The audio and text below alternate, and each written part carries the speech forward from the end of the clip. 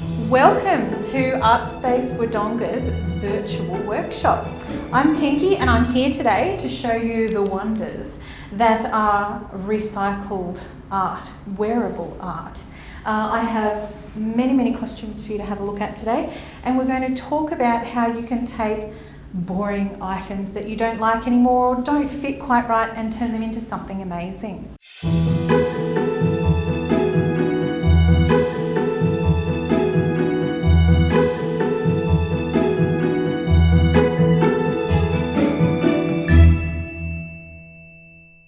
So you'll see around me, the first thing that probably caught your eye is this lovely bust here with a medieval costume on it.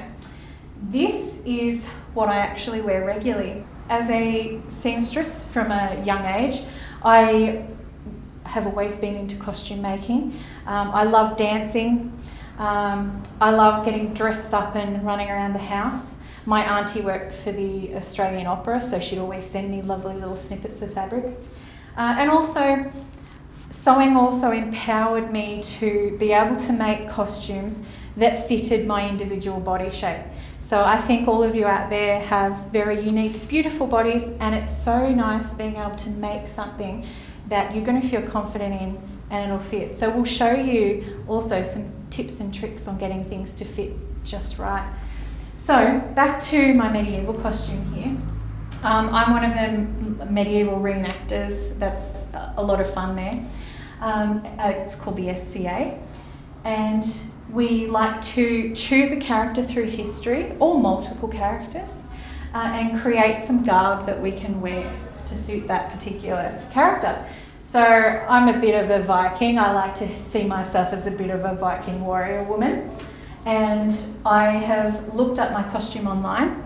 So I've looked up what they wore historically, what evidence there was, and I've created my costume based on historical findings. When you're thinking about making a costume, there's kind of two ways you can start. You may start with an item of clothing that you had and you really don't like, and that's a really exciting thing about being able to repurpose, is that we can give new life to things that would otherwise go on the tip.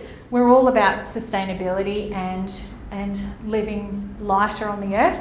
So it's always a really nice place to start with something and make it into something and make it work for you.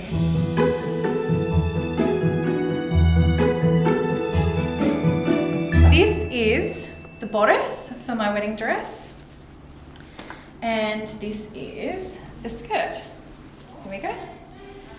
So not a traditional white. I'm not an all white girl. I definitely wanted some purple, and I'll show you why I use some purple strategically as well, thinking about that shape and getting that right look. So this was actually a gorgeous 80s frou-frou wedding dress my mum wore, right? She thought it was beautiful. Oh, and it was, okay? I just didn't like voluptuous lace sleeves for days. I wanted something a little bit less sleevey. So I got in there with the scissors. Now, you do have to ask permission before you go and cut up things, especially if it's something like a wedding dress, okay? But if it's something you already own and you know your parents are fine with it, that's okay. So what I did with this dress is I decided to keep the beautiful lace. So I thought, well, you know what? I'll cut the skirt off, put it on a nice elastic, and I'm going to make it a bit longer. So here you can see where I have extended it. Now I cut out the original lining, okay, and I've put in my own lining. So that was a bed sheet. That was a cotton bed sheet I bought from Vinnie's. Bedding is fantastic for making large pieces of garments. So then what I've done is got some commercial dye from the fabric shop, okay? One that's appropriate for cotton, which is matching what my base fabric is. Sometimes you'll come across a base fabric and when you read the little tag, so you have to look around, but sometimes there'll be a little tag, it'll say what kind of material it is, so whether it's polyester or cotton. And that's really important because we need to know what kind of dyes and kind of things we can do to a fabric, which we'll go through. So to extend it, I have dyed the fabric purple and matched the lace that I had there. So a lovely purple lace. And you can see there, to get that extra length and the extra detail, I've actually sewn on 3 layers of lace. So that created the length that I really needed in my dress. Next. Now onto the bodice. Now, I know you kids like wearing those 80s things, but it just wasn't my style for this particular event. I didn't want to waste the lace that was in the bodice and in those sleeves. Some of the lace was actually a little bit stained on the side of the bodice as well, so even if it had fitted, I needed to rework it. So I grabbed all the lace I could, and there was quite a decent amount in the sleeves, and I've reused the lace as the main feature in my bodice so that it blends perfectly into the skirt. So there we go. Sometimes if you're lucky, you may just have one bit of lace, and you can find other white lace at Vinnie's in a piece of curtain fabric or a doily or something that blends in nicely. If it's the same tone, so if it's the same white and it's got that same sheen, then you can match different laces. I was just lucky that I was able to repurpose what I already had all in the one garment. Now on to fitting, okay, which we'll go on to a little bit more later as well.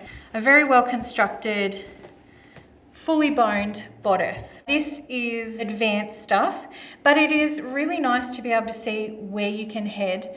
And perhaps if you're op shopping or you're out and about looking at secondhand clothes, you might stumble across something like this. Maybe in the bridal section, you'll be able to find a corset. Well, you need to be able to see what quality is before you can see that it's worth grabbing. Okay, so that was the first example. That was an example of working with something I already had. There we go. The other way you start is very common, is you've got an idea of that character. And you need to find the elements. So, like with my medieval costume here, I had an idea of what I wanted to make. So, you might start with something like a movie character or a comic book character or a character, a real life character perhaps. Dame Edna's pretty fantastic. I love her style.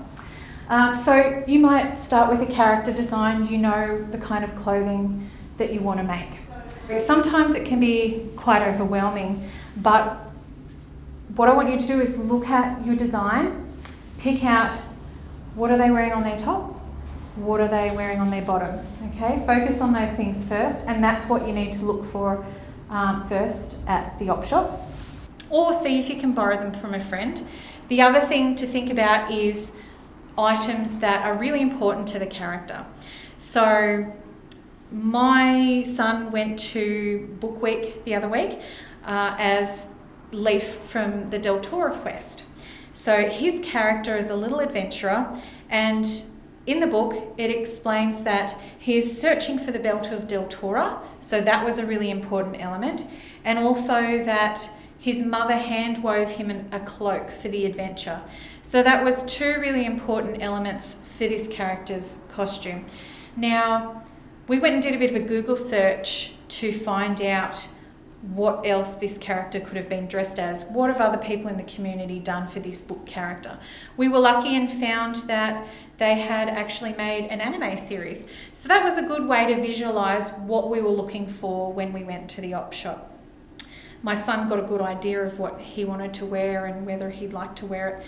So we knew that we wanted a pair of black pants, we wanted a bluish t-shirt, we wanted a cloak, and we wanted a belt, something that we could either put on and colour to the jewels that were the colour of the belt, or something that we could sew onto and adjust for a 9-year-old. So this is part of his costume here.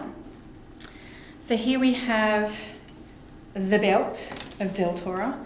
So the good thing about this belt here is that while it's a ladies' fashion belt, we're able to adjust it. We could easily thread that through and put it at whatever measurement his waist was. They're actually little wooden beads painted with nail polish and glitter to make them look like the different gemstones that the adventurers collect through the book. Now that was a really fun little activity for us both to do, and I'll show you what they started out as. They were little wooden beads on a $1 necklace from the op shop. They were really easy to paint and they were an okay shape, and they had a really big hole and easy to sew onto the belt. So we've just got a little bit of leather thonging and sewn them on, so that was nice and strong. He could run around the playground without them falling off. Now, the black pants he needed. Sometimes you will go into the op shop and you will look for something that seems so obvious that it will be there. Black pants. Black pants. You'd think that I'd be able to find a pair of size 9 black pants for boys. No, I couldn't that day. But what I could find was girls' black pants, a pair of flares. So, a pair of flares came home. Now, Buglugs didn't like the flares, so I was a little bit sneaky. And you can see here that they're not flares anymore. So inside, you can see the hem. Now what I did was cut a little slit and I snuck in some elastic to pull it in, and then I sewed it together.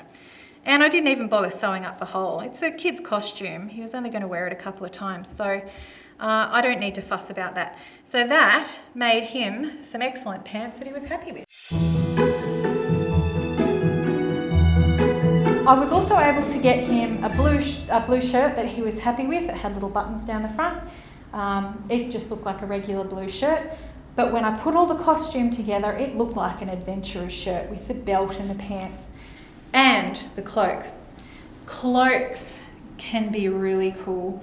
You can find cloaks sometimes at Vinnie's or the Salvos, or you can borrow cloaks. Another good thing to do is get together with your friends and borrow these items. So cloaks can be a bit hard to find. I had to make Harrison's cloak. This isn't his, but I'm going to show you this cloak anyway. His was made out of a piece of lining fabric that I also found at Vinnie's, so for $3. And I used my typical cloak making technique. This cloak here I made when I was 17. I think that's when the Lord of the Rings movies came out, and I had to get dressed up to go to the premiere at the movies. So I had to make myself a Frodo cape. Now I grabbed whatever fabric I could find. The best thing about this cloak making method is that you can use just about anything, so long as it's wide enough, ready, to wrap around you. So if you've got a piece of fabric, it just needs to go like that, there at the front. So I haven't even finished it there. It's actually just got the selvage there, the edge of the fabric, but it's fine.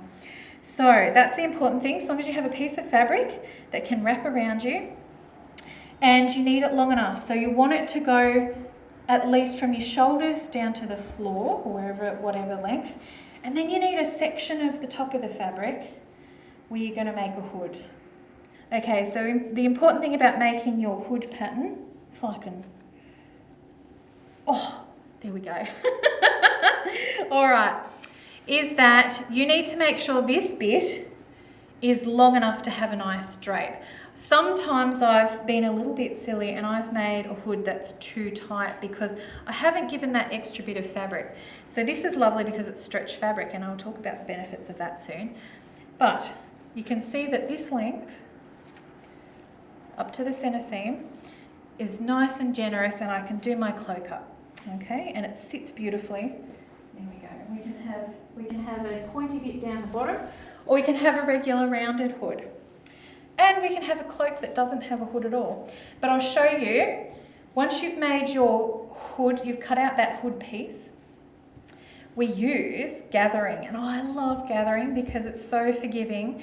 It is a really easy way to fit pieces of fabric in around your waist or in around an arm or in around a shoulder. It's so forgiving, and you can adjust it to fit just right without having to fiddle around making pattern pieces that fit so. What I've done here is gathered the top of my material for my cloak. There we go in there. So you can see it gathered. You can see that gathered bit there. My hood isn't gathered, but you can sometimes gather the hood too if you'd like a full hood.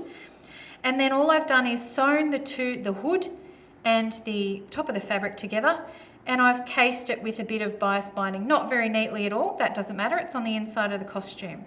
It's neither here nor there. But that, I don't even need to use that bias binding if I don't want. That can just make it neater and cover up your seams. But you can just sew your hood straight to there. And then what you do, sometimes you can get a lovely clasp or maybe a pair of buttons and then have a loop go around the other. So like a hairband over here and then loop over the other button there. Or you might have a nice brooch. Or you might find some nice metal clasps on something like a handbag, repurpose. Handbags are great for all sorts of metal bits and pieces that you can reuse.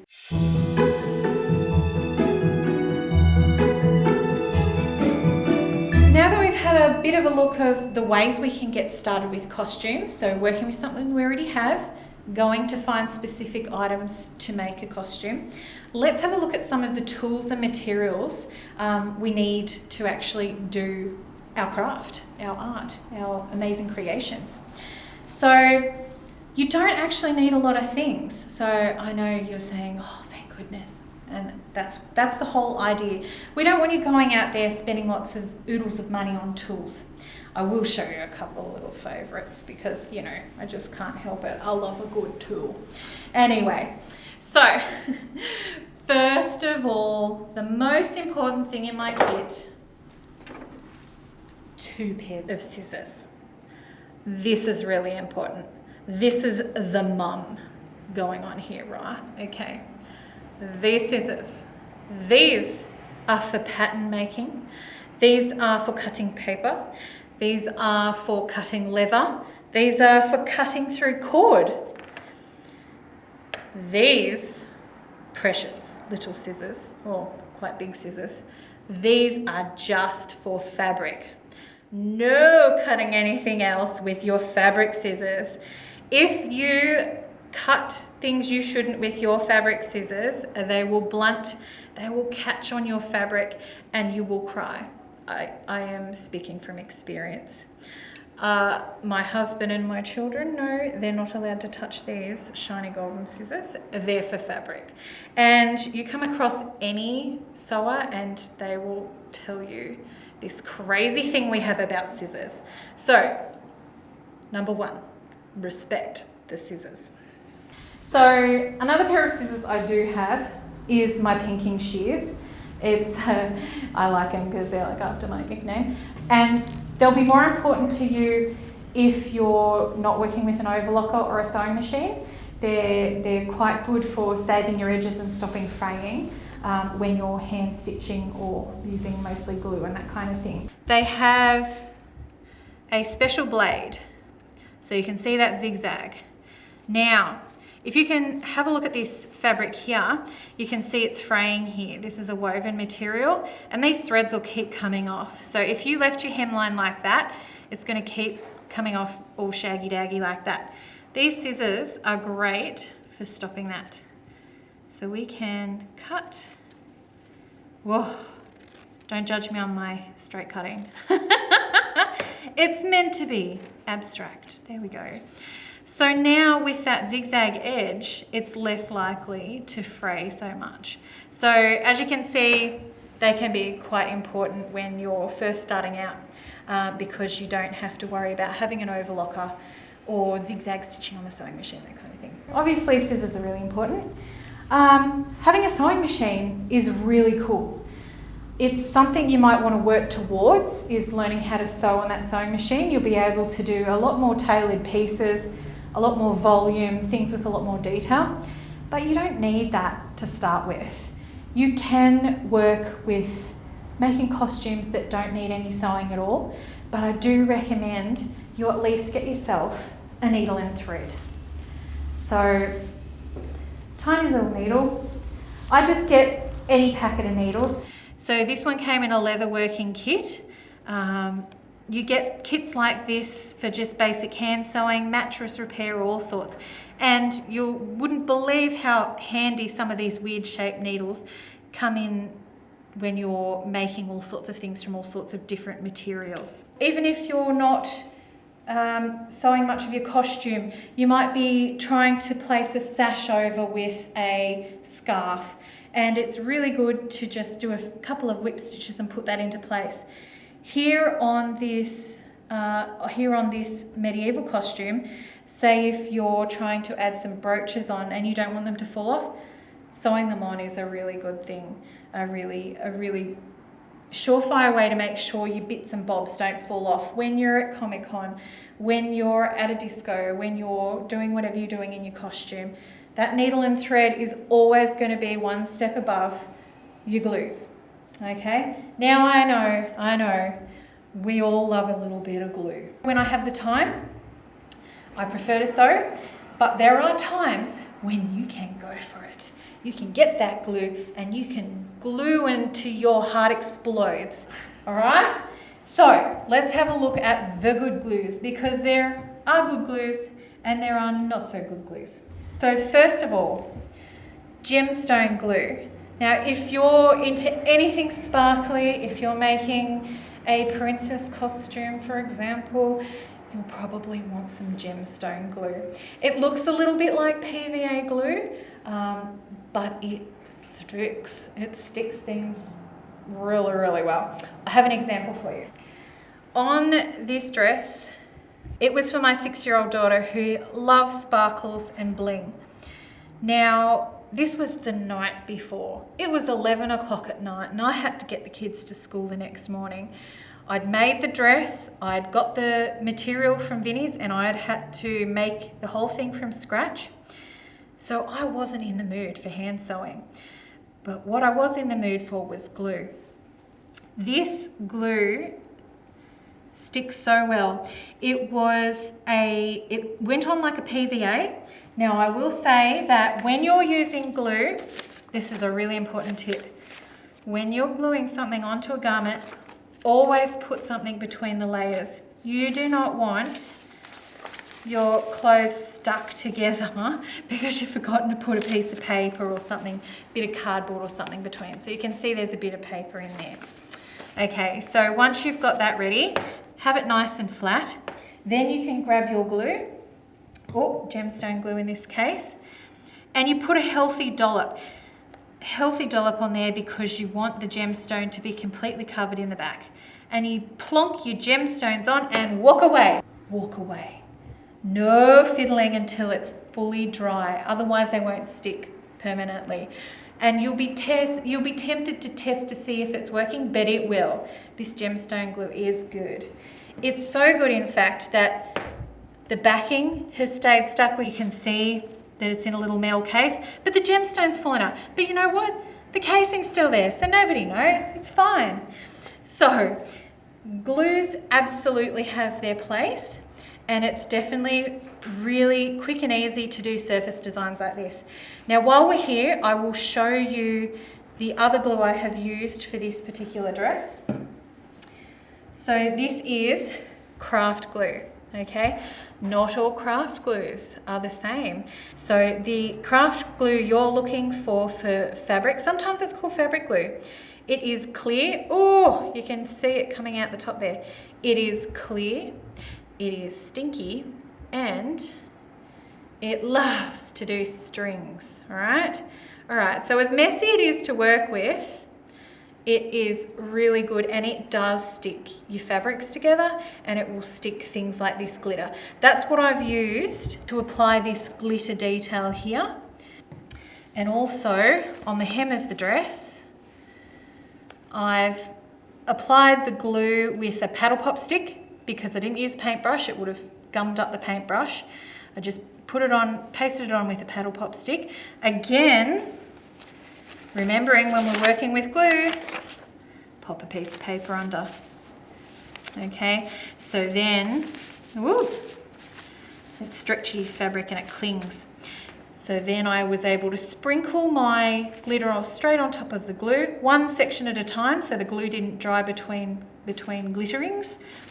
And then I left that to dry. Okay, so glue really does have a place in our costume making kit. It is fantastic in the right purpose. I'd like to show you a little bit about some of the threads. So I have regular sewing thread here. It's nice and strong. Sometimes you'll find a polyester thread that isn't so strong. It snaps a lot, and in that case it's probably a low quality. Go and buy yourself something better, a nice cotton, a cotton thread there. And that is standard sewing weight, that is standard for going through your machine or hand sewing. It's lovely. The other thing you will need is thicker thread sometimes, so upholstery thread. You may even need, up here on my garment here, I have some pearl embroidery cotton. You can actually pick up fine cottons from Vinnie's in the craft section. You can get those cottons and thick things. They're for sewing on things that you need little discreet quick catches, or things like this necklace here, it's on a string as well. So sometimes you'll need thicker threads and thicker strings to sew items on to make sure they stay, make sure they're giving enough support to whatever you're sewing onto your garment. Some of the other little things, there's a bunch of little tools here as well. So I will show you some of these. Obviously we have our pins, okay? So you might be used to little silver ones with the little round tops. They're fantastic, doesn't matter what pins you've got. I really like these because I use a sewing machine, they're nice and flat. I can pop my pins through to hold down a seam together, and then I can sew along this line and run over, and it doesn't get caught in the needle because it's going long ways, and also because that's nice and flat, it doesn't stick up. So I just prefer these pins. You'll have your own preferences as you go along and get new experience. So any pins to start with. Over here, a bit of tailor's chalk. So this lovely bit of chalk is good for marking out where you want to cut on a garment. So if I mark there, you can see maybe I want to cut that line there, or maybe I want to do a bit of embroidery or something on there. So the tailor's chalk is really good for that. Now that is the traditional way tailor's chalk has been sold. You've even got a sharpener on the top there, so that's really good if you want to sharpen off your chalk for a smoother, thinner line. Or you can raid your mum's patchwork making stuff, and they have some really fancy looking chalk pens. So this is quite fancy, and it's like one of those mechanical pencils. Well, it is a mechanical pencil, and it's got a chalk cartridge. So there's all sorts of things that can help you. There's also water soluble pens. So you may have seen white text, they look like texters in the haberdashery section. They've got a purple and a blue tip on each end, and they're water soluble, or they steam out. So when you're ironing, you could draw a line on and then use the steam on your iron to make that line disappear. So those kind of marking tools are really useful, especially when you're starting out. So this is the love-hate tool. This is the quick unpick, and I'm sorry that there is nothing quick about it. Even an experienced sewer will have to deal with this little thing. Every now and then you will sew a seam on inside out, back to front, a sleeve on upside down. It's just inevitable. And this little guy is essential. So when you need to undo that seam, you grab this little fella, you poke his little pointy end in under your stitching. You can pick up, whoop, and cut. It's got a sharp edge in between, and you start by pulling out a few stitches. Whoop. There we go. You can see how quick it is. It's amazing. Not. But it's essential, okay? So once we get a bit of it happening, sometimes we can open up the seam, and then you can get it in between. Very careful not to cut the fabric, but you can pull that seam apart and start cutting through multiple stitches at a time, okay? It's not your best friend, but it's an essential friend, okay? And it's also good when you're trying to unpick a seam to maybe put in a gusset and that kind of thing. So it is very essential, even though it doesn't get as much love as it should, okay? Now, something else that I do love, and this is how I put the elastic through my son's pants cuff, and this is my little elastic puller. So this is a really simple little metal design, and it has a little silver ring on the front here, which slides up and down. So say we've got to pull through this bit of leather thonging through a cuff or through something. We can clamp that little end down, and then we simply slide that ring down to lock it into place, and then we're able to thread that through a seam, through casing, anything that you can't get your fingers through, or you're trying to put something flexible through. So you can see how useful this tool can be. And then if we want to make a casing, we can use that to gather up as well. So once we've run something through. So you can see why that little tool's really, really handy. Okay, if you don't have one of these, they do have them at hobby stores. If you don't have one of these, you can actually grab a safety pin, pop that through the end. It's not as effective because sometimes your safety pin will pop through. There you go, I got muscles. So you can put the safety pin through the end of whatever you're trying to thread, and sometimes it's even better to go backwards. So this leather, I wouldn't do with this leather, it's a bit chunky, but sometimes it's then better to go through backwards, because if you went through the casing forwards and you accidentally put pressure from the outside on, that might open and then dig into your seam, and you'll have a lovely safety pin embedded eternally in the casing of your garment. So yeah, remember, go from that other end. That's a really neat trick. But yeah, if you have a bodkin, oh, that's the official name. Sorry, it just came to mind because these things come and go. A bodkin, okay, or an elastic threader, if you can remember that better. So that's really good, but you can get by with the safety pin. Safety pins are awesome. Even if you're the best sewer in the world, it's always good to take a kit with you when you're wearing one of your creations, so you can always safety pin bits when things pop when you didn't expect them to. If a shoulder strap falls off or a zip fails to work, having a couple of safety pins is invaluable for saving one's dignity. Ask me how I know. Anyway.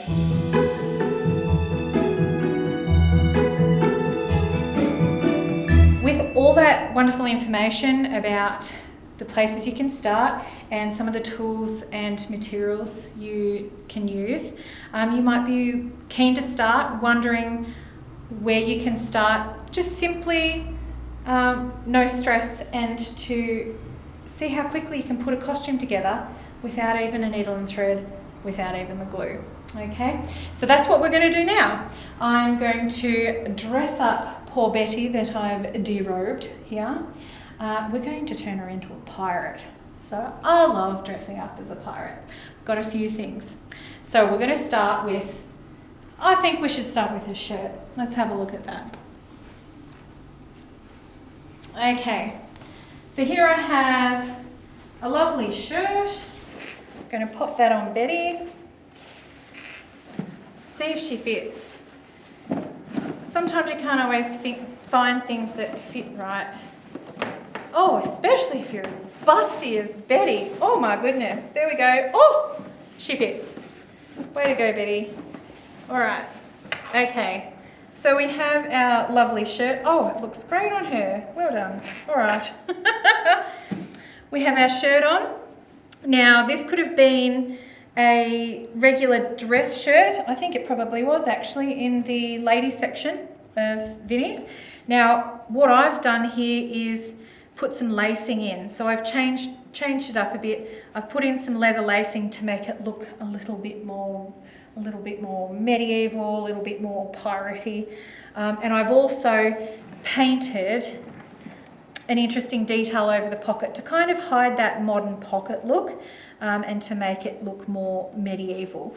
So that's a really good way of hiding modern features, is to just, you know, paint something on to distract.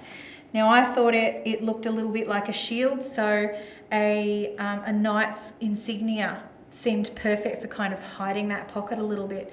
So what I've done here is hand drawn on these features with the chalk pen or the fabric pen or one of these.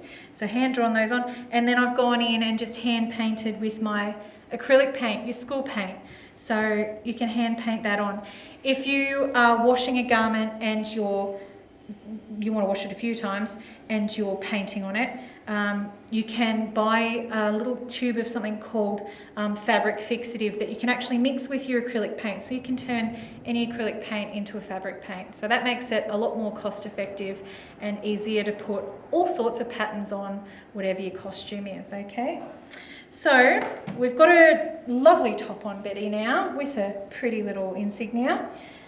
She needs a few more things.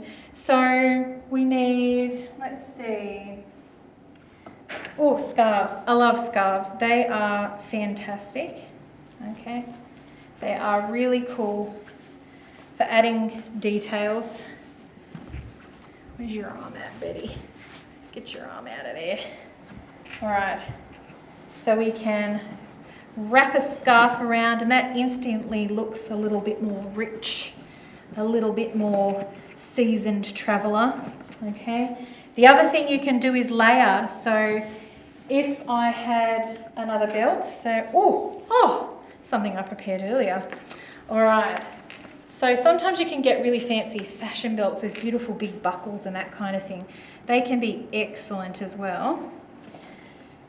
But here we've just got a bit of a plain belt, okay? So pop that one on. That's looking pretty piratey if you ask me. That's also really good too, because when we're making a costume we want functionality. So this belt's holding all this in, it's holding the nice shape, it's holding the scarf there. But you can also put your accessories on, so the things that really finish off an outfit. So you can shove your scabbard through there. Say if this was a Viking outfit, you could hang your drinking mug or whatever it is off there. So you can hang all sorts of things. And if you're at an event, you don't want to be carrying around a modern day handbag. You'll probably want to make some little pouches and things to hang off. So belts are really excellent for adding that little bit of extra physical appearance to it, so that takes it that next level, and also really functional. What else does Betty need? Maybe she's a little bit conscious about this neckline here. Maybe she wants a little bit more modesty there, you know, it depends where she's going. Or maybe it's an event that she's going to and it's a little bit cold. So we can dress this up a little bit. So here, let's make ourselves a cravat. This was a bit of fabric I found at the op shop. So this was a lovely lace collar. So I don't know if any of you have seen maybe the Addams family, Wednesday Addams. She sometimes have a really tight neckline, a black dress with a little bit of a white collar. That was a bit of a fashion at some stage. Those tight up to the neck dresses with these frilly collars. Anyway, we can repurpose them, and by sewing them onto a bit of silk or a bit of scarf and really making a fancy pirate cravat. So here we go. We might put this around Betty. Now there's multiple ways she can wear it. So we can chuck it around like that. Maybe that's a bit long, but we can shove it in, okay? Or if that's too long, we can put it in half, put it around, through there, There we go. Also, we could wear it like that, and we could do a bow. So, oh, there we go. That's interesting. All right. So much fun to play with fabric. You can just fiddle around for days. And there's all sorts of videos online how to wear scarves as well. So if you're not sure, give it a few goes, look it up online, see how you like to wear it. So that looks like a pretty fancy pirate to me. Now, there's a few other things. So if it is a winter event, maybe we have a Scandinavian pirate. So I've got a piece of fur here, fake fur. So a nice piece of fake fur here. And I think it's just safety pinned to get, yeah, there we go, safety pin again. Can't see a safety pin in fur, it's hidden beautifully. So we can pop that over for a bit of a Scandinavian look if we wanted to. It's nice having it off to one side of the shoulder. Okay, so that's one look. Or maybe you can't find the fur. By the way, a good source of fur is actually fur blankets. Sometimes you'll see fur throws and blankets at Vinnie's, and that is an excellent amount of fur for a small amount of dollar. So you can just cut it. So when you're cutting your fur, always slip your scissors just under the fabric and cut that way, and then pull off any loose bits. And then you can just leave it like that. You don't even need to edge it, okay? So fur is awesome, okay? Now, if we have a more warm weather pirate, let's see what else we can do. Whoop, off with that one. You might be able to find all sorts of different vests at Vinnie's, or you might find a jacket that you can cut the sleeves out of and turn it into a vest. That's another really good option. And you can put patches on, or you can, maybe there's a pocket in it and you can have a handkerchief coming out. You can always dress it up that way. Now, having our vest open is a lot more piratey than having it done up. So it's also about the way you wear a garment can portray the character. So is your character a bit slapdash and rough and ready? Well, they'll probably be open, they will have their jackets opened and scruffy sleeves. They might have a bit of charcoal rubbed into the shoulder. You can also texture things with a bit of makeup. So if you want something to look really dirty or scruffy, you can rub in a little bit of dark eyeshadow and that kind of thing to make a clean, dirty look. So that's a bit of fun to do as well. So in that case, I would scruff up this if I was allowed to. Or sew some patches on and that kind of thing, okay? So that's another look we can have for our pirate.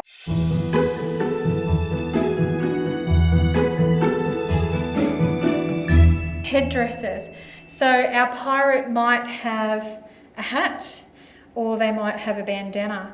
So this here is a lovely scarf we can wrap around a couple of times around our head and tie it off, okay? So we could, oh my goodness, I don't know if I'm going to be able to do that.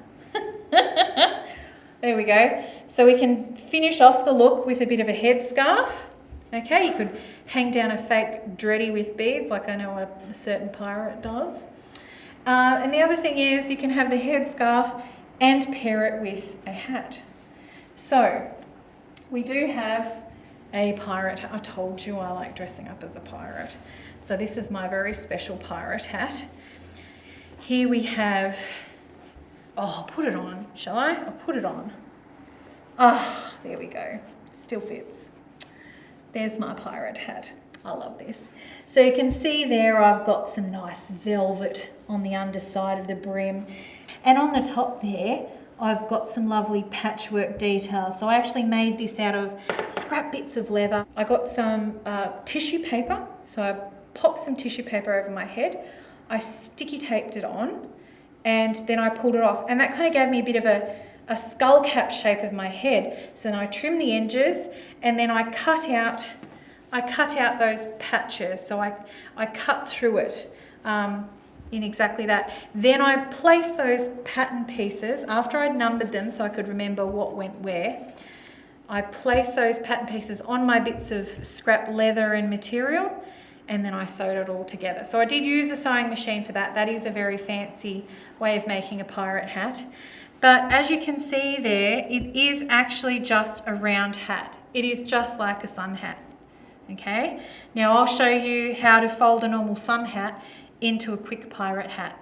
So that pirate hat was a little bit fancy. That was something I worked very hard at. But I'm going to show you how to create something really quickly and easily.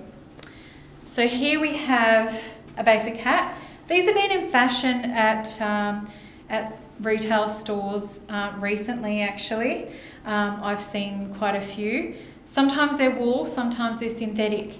If they're wool, it's really exciting because you can actually get dye to dye them, okay? And you can also reshape them. So this was blocked over a bowl. So you can heat it up, wet it, heat it, and stretch wool hats over a shape that you've got in your kitchen to create an interesting hat.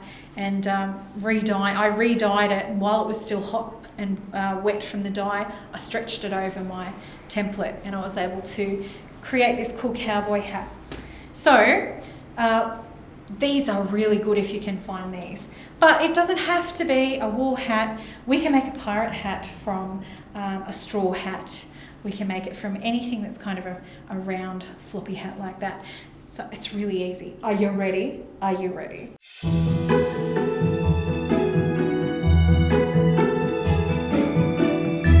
Here's a lovely floppy hat we're going to turn into a pirate hat. All we need to do is fold it up in 3 corners.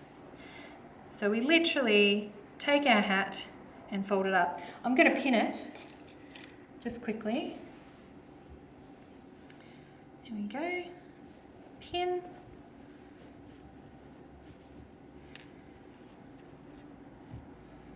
Pin.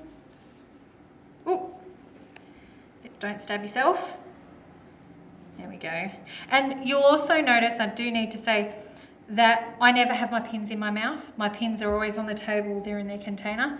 It is really dangerous to have your pins in your mouth because you may accidentally swallow them. So it's something you see in movies, it's something you see a lot of seamstresses do, but it's really important that you don't do that for safety reasons because it is easy to accidentally swallow them, especially if you talk a lot like me. Anyway, all right, so we can have a pirate hat with 2 flaps up. If you do that, then you can actually put in a lovely belt. So with my hat over here, see that belt on there? That was actually a regular size belt. And you can see there, I've cut it off and I've reshaped it, okay? So you can, if you have a bit left down, you can have a belt show or a lovely thick satin ribbon or something like that, okay? Or we can do all 3 sides up and then stitch it down. So you could either stitch it with buttons, you could have press studs, or here, and I don't know if the camera will pick that up because it is black on black velvet, but I've actually just sewn with my pearl cotton that I had, that I was showing you that you can get from Vinnie's. I've just done a cross with the pearl cotton, and you can see it just tied off on the inside, okay? So that's a really quick way to do a hat. Then we'll grab this lovely feather that I also found at Vinnie's. You'll always be amazed what you can find. And slip it in, and you have a pirate hat. Perfect. I think Betty needs this. She doesn't have a head, but I think she'd appreciate that. What do you reckon? Yeah, there we go. So we can put together a whole outfit without actually having to sew. Well, maybe there's a little bit there, but that was optional. You can still keep it with the pins in. But hopefully that's shown you the things you can achieve with very little equipment, really. It's all about layering. It's all about having an open mind, seeing what you can work with, and just being passionate about being creative and having fun. So before we go, I'll show you a couple of little extra things to get the creative juices flowing, to help you identify things when you're shopping. So you can go into Vinnie's and go, oh, I know what to do with that bit of lace. oh, I know exactly how I can jazz that little piece up, or, oh, I know how to create the right mood. First of all, we have the distressing look. Okay, so this is a lovely leather bodice. Again, I've sewn that from scratch. You can make this kind of thing by cutting up a damaged leather jacket, or you might be able to find some vinyl cushion covers or things like that. So you can add in extra bits of fabric and have a bit of a look online to see some tutorials on how to put those eyelets in. They're not too hard, don't be intimidated by them, and they're a really fun way of making fantastic fitting costumes. Now with leather, the other great thing about it, it's a non-woven material and you can actually do amazing textures. There we go. So you can see I've hacked and slashed at that and it looks really grungy and awesome. I think a vampire might enjoy wearing that, or perhaps a zombie or something like that. So don't be afraid to experiment with textures. Now, that is similar to the dress I made for my daughter. So down the edge here, instead of having a material that fades down into transparency, I've actually put a piece of curtain fabric and the top layer is just cut raw edges. So that's a really great way of getting textures, layering and doing some fancy cuts. And again, this stretch fabric allows us to cut it without having to finish it off. Something like our woven material might fray, but our stretchy fabrics can be very forgiving, not only for edging, but also for fitting. So this is my son's sports jersey. It's been through the wars. I actually made it 3 sizes too big and he's been wearing it since prep and he's now in year 3. So he's got some decent wear out of it. But to put that shiny reflective ribbon on, I have sewn it, but to start with, I've used this cool stuff called fusible webbing. Now, this is also great if you're not too keen on sewing to start with, if you want to have a bit of a help. So maybe you want to apply something and then do a bit of a stitching. Well, to stop it moving, you can use fusible webbing.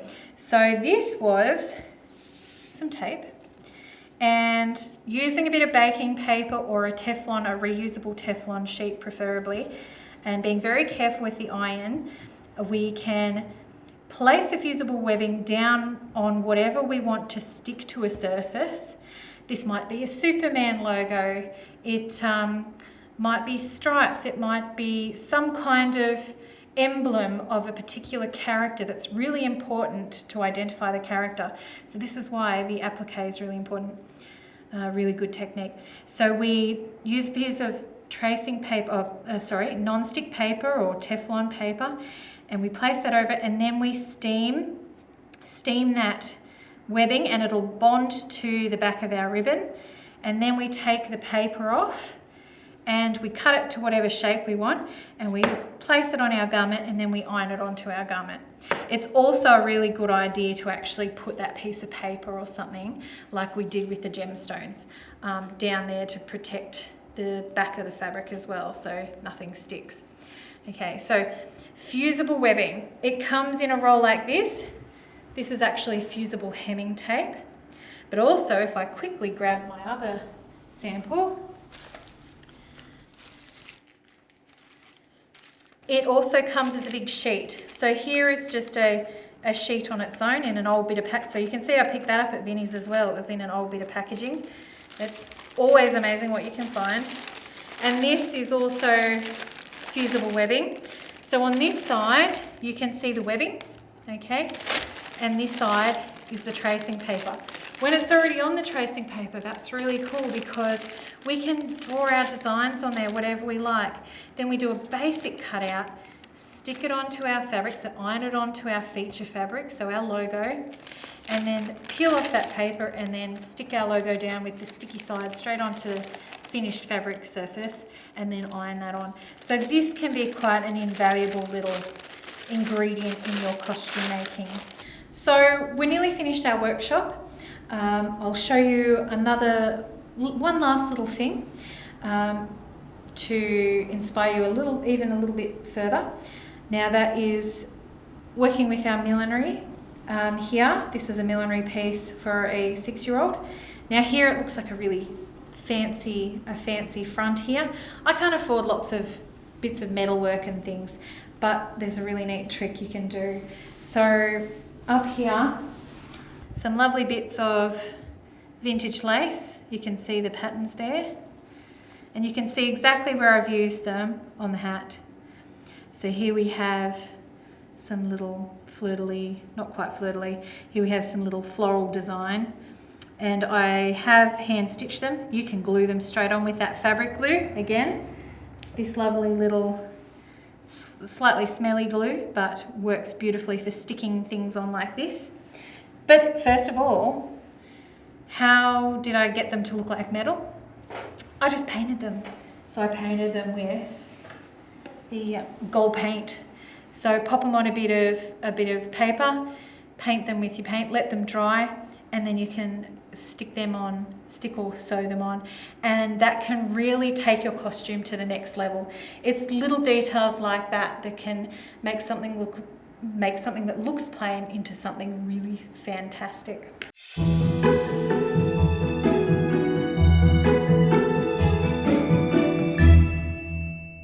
Thank you so much for joining our workshop today. I'm Pinky and I have really enjoyed showing you my crazy textile obsession.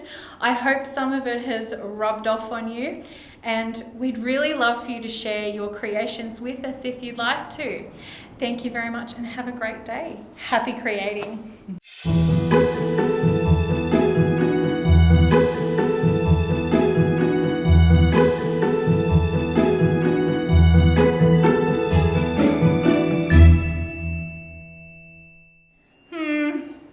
No, we might just do a little bit of a swap. Yeah. Here we go. Yeah. Betty prefers the fur.